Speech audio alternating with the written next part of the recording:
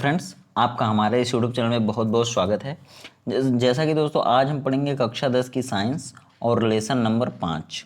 देखिए बता दूं कि इसके पहले की वीडियो भी हमारे चैनल पर है और आप प्लेलिस्ट में जा करके देख सकते हैं उन वीडियो को। देखिए ये कक्षा 10 की साइंस की लेसन नंबर 5 की वीडियो है और इसमें हम लोग पढ़ेंगे पीरियोडिक टेबल। आज का हमारा मुख्य टॉपिक है पीरियोडिक टेबल, जिसको कहते हैं आवर्त सारणी, या फिर देखिए लेसन का नाम हो सकता है पीरियोडिक क्लासिफिकेशन ऑफ एलिमेंट, या फिर लेसन का नाम हिंदी में होगा तत्वों का आवर्ती वर्गीकरण।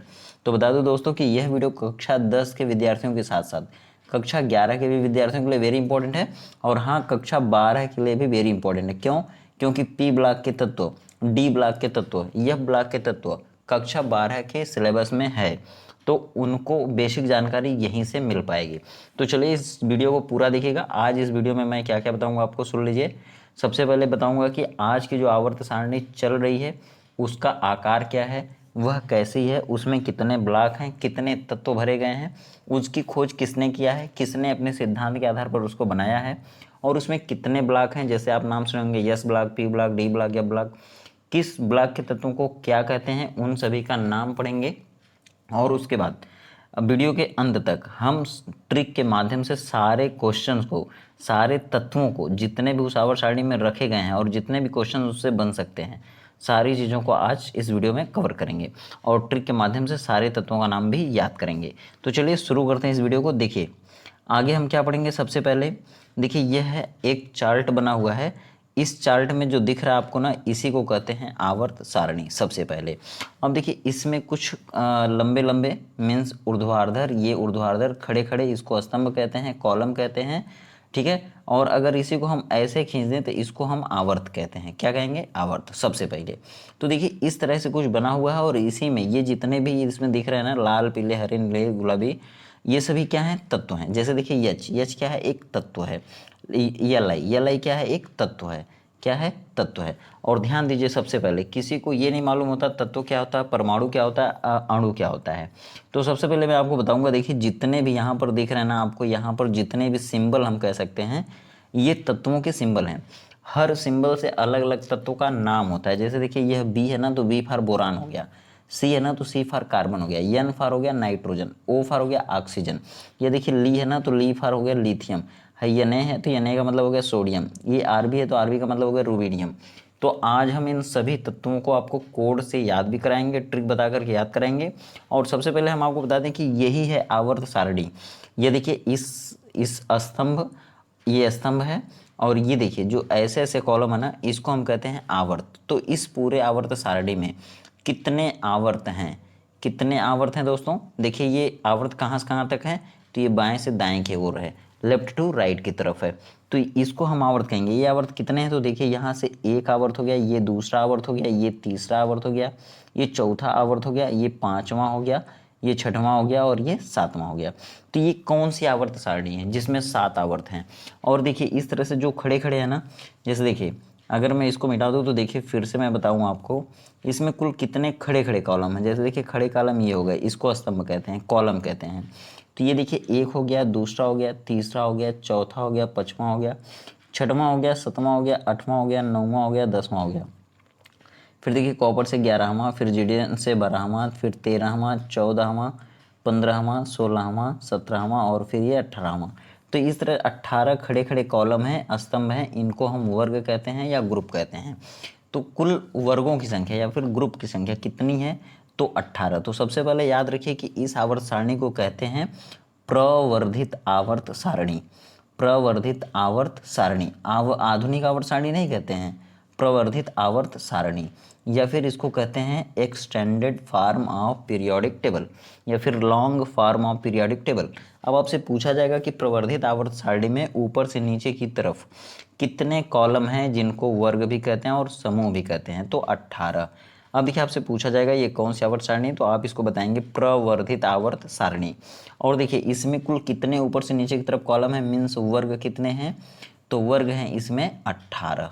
ठीक है। अब देखिए बाएं से दाएं की तरफ जो है उनको हम आवर्त कहते हैं या फिर पीरियड कहते हैं, तो वो कितने हैं? तो 7 हैं। सबसे पहले ये क्वेश्चन आप तैयार रख लीजिए, ये बार बार पेपर में पूछा जाता है। अब देखिए ये जो आवर्त सारणी आपको दिख रही है ना, पूरा यहाँ से यहाँ तक ये पूरा, इसको हम कहते हैं प्रवर्धित आवर्त सारणी, और इसमें जितने भी देखिए ब्लॉक हैं वो कौन कौन से ब्लॉक हैं। सबसे पहले देखिए इतने को कहते हैं ना यस ब्लॉक के तत्व, यस ब्लॉक के तत्व। अब देखिए अब यहाँ पर जो है ना इसको हम कहते हैं पी ब्लॉक के तत्व, पी ब्लॉक के तत्व। अभी देखिए बताऊंगा आगे क्यों कहते हैं पी ब्लॉक के तत्व। अब देखिए यहाँ से लेके यहाँ तक जितने भी तत्व हैं ना यहाँ तक, इनको कहते हैं डी ब्लॉक के तत्व, डी ब्लॉक के तत्व ऐसे कहते हैं। अब देखिए इसके बाद देखिए जो नीचे सबसे दिख रहा है आपको यहाँ से यहाँ तक, इसको कहते हैं एफ ब्लॉक के तत्व, एफ ब्लॉक के तत्व। अब देखिए अंत तक बताऊंगा कि ये एफ ब्लॉक के तत्व क्यों कहलाते हैं। तो कुल मिलाकर इस आवर्त सारणी को क्या कहेंगे, प्रवर्धित आवर्त सारणी। और इसमें कितने ब्लॉक हैं, तो 4 ब्लॉक हैं। कौन कौन है, तो देखिए चारों yes block, P block, D block और एफ ब्लॉक है। लेकिन क्या यही आवर्त सारणी पहले भी थी, तो पहले ये आवर्त सारणी नहीं थी। पहले कौन कौन सी आवर्त सारणी थी, तो देखिए सबसे पहले आवर्त सारणी को किसने बनाया था, तो मेंडलीफ ने बनाया था। किसने बनाया था, मेंडलीफ ने। तो जो मेंडलीफ ने आवर्त सारणी सबसे पहली बार बनाया था उसको कहते हैं मेंडलीफ की मूल आवर्त सारणी। ठीक है, fundamental periodic table of Mendeleev's, या फिर मेंडलीव्स फंडामेंटल पीरियोडिक टेबल। तो मेंडलीफ की मूल आवर्त सारणी सबसे पहले बनी थी। उसके बाद चूंकि जब मेंडलीफ ने अपनी आवर्त सारणी को बनाया था तो उसमें केवल परमाणु भार की खोज हुई थी। ध्यान से सुनिए, याद हो जाएगा। सबसे पहले आवर्त सारणी कौन बनाया, तो मेंडलीफ ने बनाया था। लेकिन उन्होंने अपने आवर्त सारणी में सभी तत्वों को किस आधार पर रखा था, तो सभी तत्वों को उनके परमाणु भारों के बढ़ते हुए क्रम पर रखा था। लेकिन पहले परमाणु क्रमांक की खोज नहीं हुई थी। परमाणु क्रमांक की खोज कब हुई, तो 1913 में। और मेंडलीफ ने अपनी मूल आवर्त सारणी को कब बनाया था, तो 1859 में।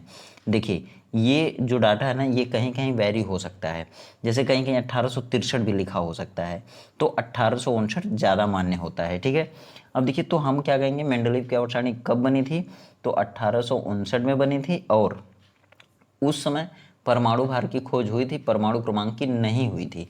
इसलिए मेंडलीफ ने अपनी आवर्त सारणी में सभी तत्वों को परमाणु भारों के बढ़ते हुए क्रम में रखकर एक नई आवर्त सारणी बनाया था, जिसे कहते हैं मेंडलीफ की मूल आवर्त सारणी। लेकिन उसके बाद 1913 ईस्वी में जब मोजले, एक वैज्ञानिक थे मोजले, नाम क्या है, मोजले। तो मोजले ने 1913 ईस्वी में परमाणु क्रमांक की खोज की। तब यह पता चला कि तत्व का जो भी लक्षण होता है या फिर तत्व का मूल लक्षण उसका परमाणु क्रमांक होता है, न कि परमाणु भार। और इस सिद्धांत के बाद मोजले ने मेंडलीफ की मूल आवर्त सारणी जो मेंडलीफ ने बनाया था उसको फ्लॉप कर दिया। और मोजले ने सभी तत्वों को फिर से परमाणु भारों के वजह मतलब परमाणु भारों को हटाकर अब परमाणु क्रमांक के आधार पर सभी तत्वों को बढ़ते हुए क्रम पर रख दिया और एक नई आवर्त सारणी प्रस्तुत की, जिसे मोजले की आवर्त सारणी कहते हैं या फिर मेंडलीफ की संशोधित आवर्त सारणी कहते हैं। देखिए मेंडलीफ की पहले आवर्त सारणी बनी थी, उसको मोजले ने संशोधित किया 1913 में। मेंडलीफ ने कब बनाया, तो 1859 में बनाया था। उसको मोजले ने कब संशोधित किया, 1913 में। अब मोजले ने क्या किया, उन सभी तत्वों को जो परमाणु भारों पर रखे थे मेंडलीफ ने, उनको अब परमाणु क्रमांक के आधार पर रख दिया और मेंडलीफ की मूल आवर्त सारणी को बदल दिया। तो नाम क्या हुआ, मेंडलीफ की संशोधित आवर्त सारणी या फिर मोजले की आवर्त सारणी, या इसी को कहते हैं आधुनिक आवर्त सारणी। लेकिन दोस्तों देखिए जो ये दिख रहा है आपको आवर्त सारणी ना, ये जो आवर्त सारणी है ना, न ये मेंडलीफ की मूल आवर्त सारणी है और न ही ये मोजले की आवर्त सारणी है, न ही ये आधुनिक आवर्त सारणी है, बल्कि यह क्या है, तो प्रवर्धित आवर्त सारणी है। अब देखिए सबसे पहले किसकी आवर्त सारणी आई, तो मेंडलीफ की मूल आवर्त सारणी। उसके बाद किसकी आवर्त सारणी आई, तो मेंडलीफ की संशोधित आवर्त सारणी या फिर आधुनिक आवर्त सारणी। उसके बाद कौन सी आवर्त सारणी आई, तो प्रवर्धित आवर्त सारणी। तो वो दोनों फ्लॉप हो गई, ये चल रही है प्रवर्धित आवर्त सारणी। अब देखिए मैं आपको बता दूं कि सबसे पहले जो आवर्त सारणी बनी थी मेंडलीफ की मूल आवर्त सारणी, वह परमाणु भारों के बढ़ते हुए क्रम पर रख करके बनी थी, परमाणु भार के। अब देखिए जो संशोधित हुई ना, संशोधित आवर्त सारणी जो हुई थी उसमें सभी तत्वों को परमाणु क्रमांक के आधार पर रखा गया था, परमाणु क्रमांक के बढ़ते हुए क्रम में। याद रखिएगा परमाणु क्रमांक या फिर परमाणु संख्या बोलते हैं। और फिर जो प्रवर्धित आवर्त सारणी है ना, जो आज की है, तो आज की जो आवर्त सारणी है जो आपको दिख रही है, ये किसके आधार पर है, तो ये सभी तत्वों के इलेक्ट्रॉनिक विन्यास के आधार पर रखकर बनाई गई है। तो अब देखिए तीनों आवर्त सारणी को याद रखिएगा, जब आपका कॉन्सेप्ट क्लियर रहेगा तो कोई भी क्वेश्चन पूछा जाए वो सारे क्वेश्चंस का आप जवाब दे सकते हैं। तो 3 आवर्त सारणी, तीनों को आप याद कर लिए होंगे मुझे विश्वास है। अब चलिए देखिए देखते हैं एक एक चीज़ों को। देखिए आवर्त सारणी का इतिहास आपको देखिए सबसे पहले यहाँ पर लिख करके दे दिया गया है सारी चीज़ें, आपको कुछ भी अलग से नोट नहीं करना। और यह आवर्त सारणी की पहली वीडियो है, इसके बाद भी वीडियो जाएगी, आवर्त सारणी पार्ट 2 करके जाएगी और पार्ट 3 करके जाएगी। जितने भी क्वेश्चन यहाँ से बनेंगे उन सभी को इसमें वीडियो में कवर किया जाएगा और आप बराबर वीडियो को देखते रहिए। अगर चैनल को सब्सक्राइब नहीं किया तो चैनल को सब्सक्राइब कर लीजिए, आपको पूरी जानकारी, पूरा लेसन आपको कवर कराया जाएगा। देखिए कक्षा 10 की साइंस के जितने भी लेसन हैं सारी इस वीडियो के माध्यम से आप तक पहुंचती रहेगी। देखिए अब देखिए सबसे पहले लेवाशिए द्वारा प्रस्तुत 33 तत्वों की सूची।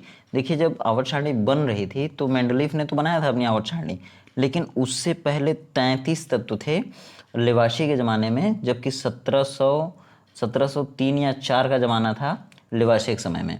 और उस समय में कुल 33 तत्व प्रकृति में ज्ञात थे। लेवाशी ने क्या किया था, उन 33 तत्वों की एक सूची बनाया था। ठीक है, तो उसी को कहते हैं लेवाशी द्वारा प्रस्तुत 33 तत्वों की सूची। उसके बाद आवर्त सारणी का जब मामला आया तो आवर्त सारणी के मामले में मेंडलीफ ने सबसे पहले आवर्त सारणी बनाई थी। अब देखिए इस आवर्त सारणी को परमाणु भार के आधार पर बनाया गया और इसमें सभी तत्वों को उनके परमाणु भार के बढ़ते हुए क्रम में रखा गया था। यही है मेंडलीफ की मूल आवर्त सारणी। उसके बाद देखिए जो मैं बताया आपको कि मेंडलीफ की संशोधित आवर्त सारणी या फिर आधुनिक आवर्त सारणी, तो वो ये है। देखिए इसमें सभी तत्वों को उनके परमाणु क्रमांक के बढ़ते हुए क्रम में रखा गया, क्योंकि मोजले नामक वैज्ञानिक ने 1913 ईस्वी में परमाणु क्रमांक की खोज कर दी और उसके बाद यह सिद्ध किया गया कि तत्व का मूल लक्षण उसका परमाणु क्रमांक होता है, न कि उसका परमाणु भार। तो इसीलिए मेंडलीफ की मूल आवर्त सारणी में संशोधन का मामला आया और मोजले ने संशोधित किया। अब देखिए उसके बाद देखिए आ गया मामला प्रवर्धित या फिर दीर्घाकार या फिर प्रवर्धित आवर्त सारणी, long form of periodic table या फिर extended form of periodic table. अब देखिए इस आवर्त सारणी में सभी तत्वों को उनके इलेक्ट्रॉनिक विन्यास के क्रम में रखा गया और सभी तत्वों को अलग अलग 4 वर्गों में बांट दिया गया, जैसे एस ब्लॉक के तत्व, पी ब्लॉक के तत्व, डी ब्लॉक के तत्व और एफ ब्लॉक के तत्व। अब देखिए यही है प्रवर्धित आवर्त सारणी। अब देखिए मेंडलीफ ने जब अपनी मूल आवर्त सारणी को बनाया था तो जिस नियम पर तत्वों को रखा था वही कहलाता है मेंडलीफ का मूल आवर्त नियम। अब देखिए आपसे पूछा जाएगा 3 नियम में से कोई भी नियम, जैसे देखिए मेंडलीफ का मूल आवर्त नियम पूछा जा सकता है, या फिर मेंडलीफ की संशोधित आवर्त नियम या आधुनिक आवर्त नियम पूछा जा सकता है, या फिर तीसरा पूछा जाएगा आपसे प्रवर्धित या दीर्घाकार आवर्त नियम। तो अब देखिए मेंडलीफ का मूल जब आवर्त नियम पूछा जाएगा तो आप लिखेंगे इस नियम के अनुसार। देखिए इस नियम को मेंडलीफ नामक वैज्ञानिक ने प्रस्तुत किया और इस नियम के अनुसार तत्वों के भौतिक और रासायनिक गुण उनके परमाणु भारों के आवर्ती फलन होते। क्यों परमाणु भारों के आवर्ती फलन होते? क्योंकि उस आवर्त सारणी को परमाणु भार के आधार पर बनाया गया था। अब देखिए ये अगर आधुनिक आवर्त नियम पूछा जाता है तो आप बोलेंगे इस नियम को मोजले नामक वैज्ञानिक ने प्रस्तुत किया और इस नियम के अनुसार तत्वों के भौतिक और रासायनिक गुण उनके परमाणु क्रमांकों के आवर्ती फलन होता है।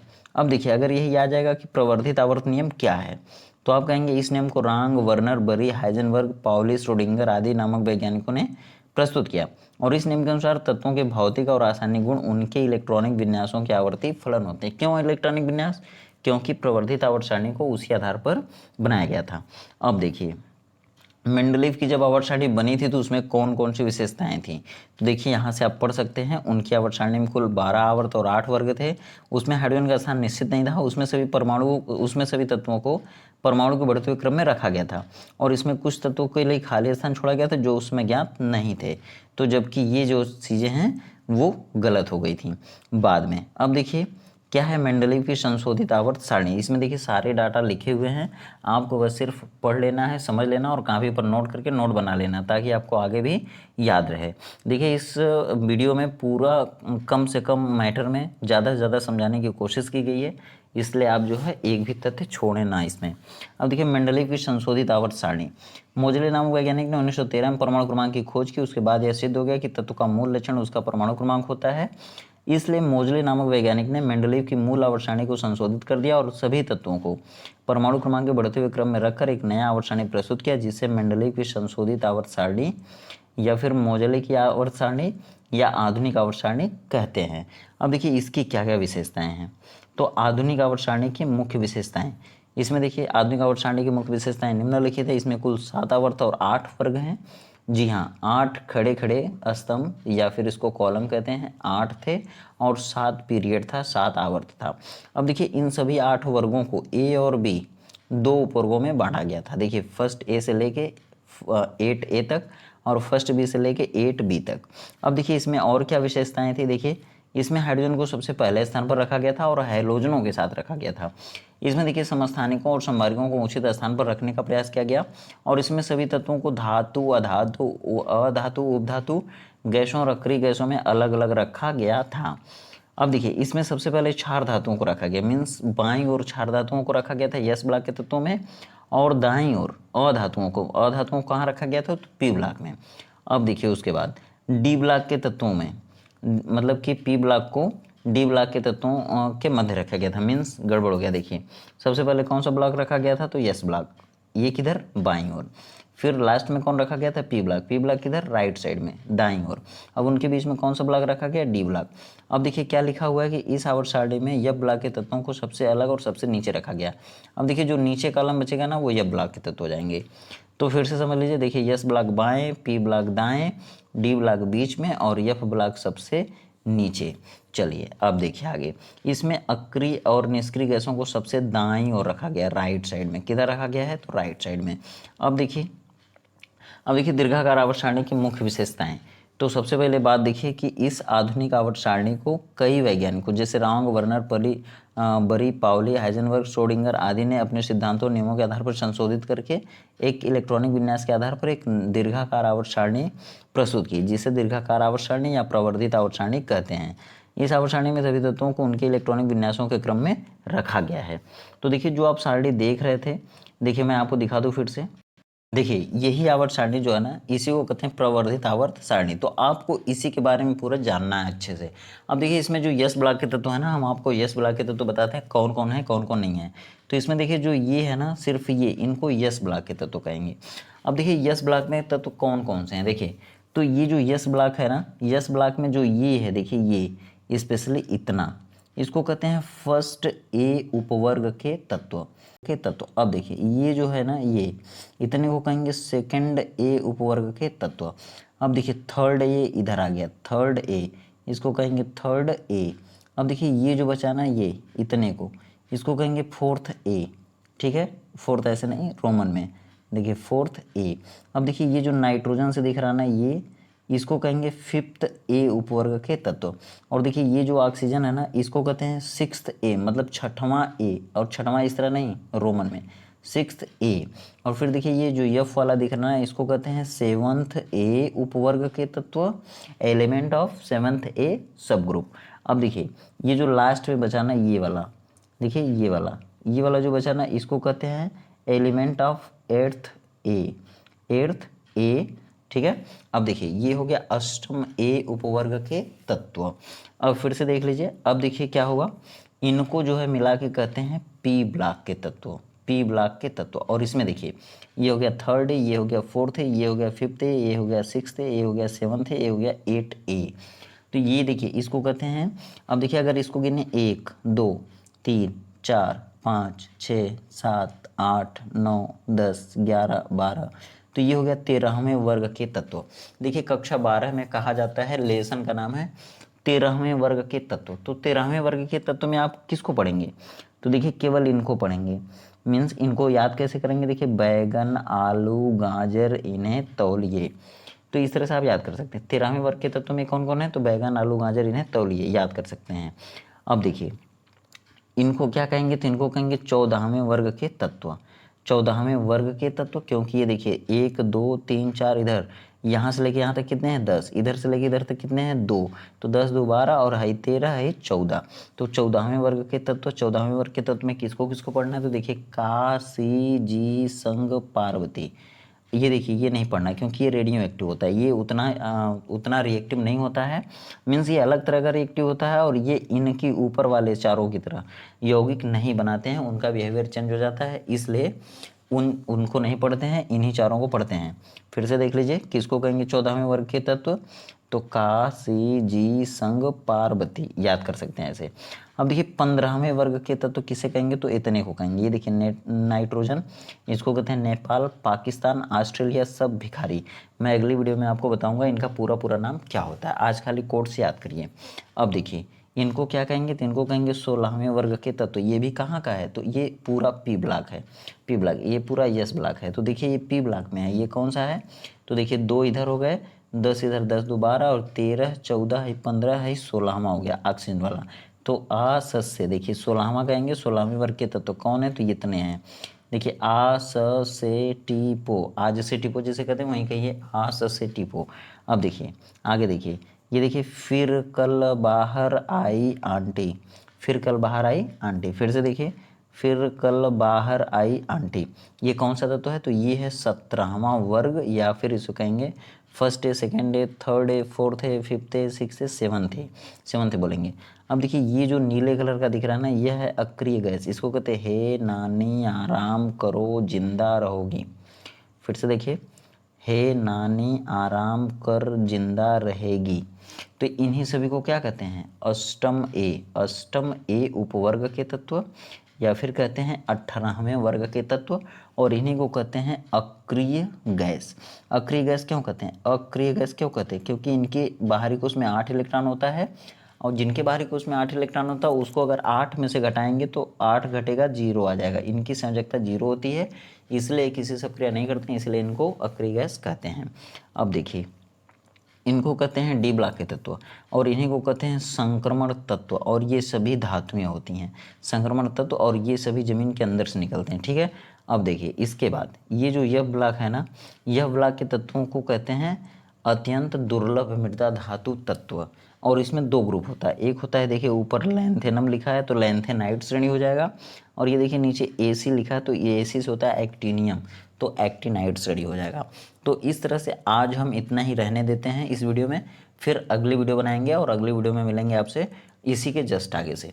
तो चलिए, अगर चैनल को अगर अभी तक सब्सक्राइब नहीं किया तो चैनल को सब्सक्राइब कर लीजिए और बेल आइकन भी दबा लीजिए, और अपने फ्रेंड सर्कल में इसको ज़्यादा से ज़्यादा शेयर कर दीजिए, ताकि ज़्यादा से ज़्यादा लोगों तक वीडियो पहुँचे और ज़्यादा से ज़्यादा लोग समझ पाएँ इस मैटर को। तो चलिए मिलते हैं फिर अगली वीडियो में, तब तक आप खुश रहिए, व्यस्त रहिए, मस्त रहिए, आपका दिन शुभ हो।